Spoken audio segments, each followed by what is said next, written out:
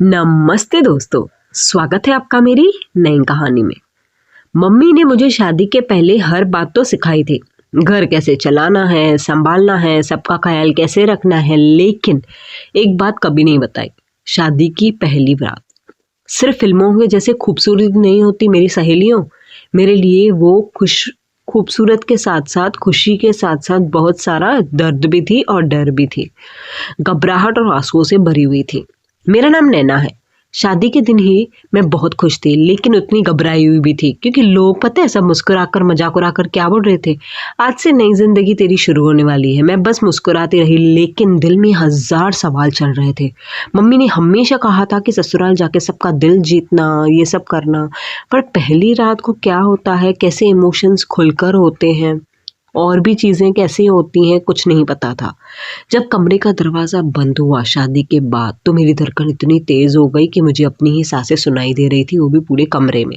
मैं बहुत नर्वस थी, फटी पड़ी थी मेरे हस्बैंड ने मेरी घबराहट समझ ली थी। वो समझ गए थे कि मैं डरी हुई हूँ और पहले मुझसे आराम से बातें की। हमने काफ़ी देर तक सिर्फ अपनी पढ़ाई, बचपन, फ्यूचर के सपनों के बारे में बातें की। हम चैट्स में भी करते थे, पर सामने बैठ के बात अलग होती है।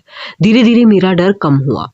उस रात मुझे समझ आया कि भरोसा और बातचीत किसी भी नए रिश्ते की सबसे जरूरी शुरुआत होती है, क्योंकि वो एक दूसरे को कंफर्टेबल करता है। एटलीस्ट हम एक दूसरे को कंफर्टेबल कर रहे थे। अगली ही सुबह जब मैं उठी तो मुझे एहसास हुआ कि शादी सिर्फ एक दिन का फंक्शन ही नहीं, बल्कि एक नई जिम्मेदारी की शुरुआत है। घर के नए लोग, नया माहौल, नए रिश्ते समझना भी आसान नहीं था, क्योंकि मेरे सामने सब न्यू न्यू लोग थे। मैं इमोशनल भी थी और थोड़ी थकी हुई भी थी। तब मुझे लगा कि काश मम्मी ने पहले ही बता दिया होता कि नई जिंदगी शुरुआत में खुशी के साथ साथ नर्वसनेस और इमोशनल प्रेशर भी नॉर्मल होता है। और रही बात पहली रात की, पहले हम एक दूसरे के साथ कंफर्टेबल हो गए और उसके बाद हमारा वो सब कुछ हुआ जो शादीशुदा कपल के बीच में होता है। और यूजुअली है कि फर्स्ट टाइम हुआ तो मेरा थोड़ा बहुत तो पेनफुल ज़रूर था। तो कहानी पूरी सुनना। कुछ दिन बाद ही मैंने मम्मी से फ़ोन पर बात की और उनसे पूछा, आपने मुझे तो पहले सब कुछ क्यों नहीं बताया? मम्मी तो चुप हो गई, बेचारी डर भी गई कि क्या हो गया मेरे बेटे के साथ।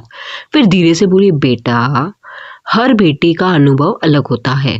मैं नहीं चाहती थी कि मेरी बेटी सुनकर तुम पहले से ही डर जाओ, क्योंकि मैं पहले से ही बता दूंगी वो दिन पे दर्द होता है, ये होता है, वो होता है, तो तुम पहले से ही डर जाओगी, अपने हस्बैंड से ही डर जाओगी। उनकी बात सुनकर मुझे एहसास हुआ कि शायद वो मुझे बचाना चाहती थी, लेकिन खुलकर बात करना भी उतना ही ज़रूरी था। और मुझे लगता है यूजुअली मम्मी कम, फ्रेंड्स ज़्यादा ये सब बारे में अपने एक्सपीरियंसेस शेयर करते हैं। ये मेरी भी गलती है, किधर किधर मुझे मैरिड फ्रेंड्स के साथ ये सब बात करनी चाहिए थी। मम्मी इतना कंफर्टेबल कभी कभी किसी किसी की नहीं होती है, किसी किसी की होती भी है।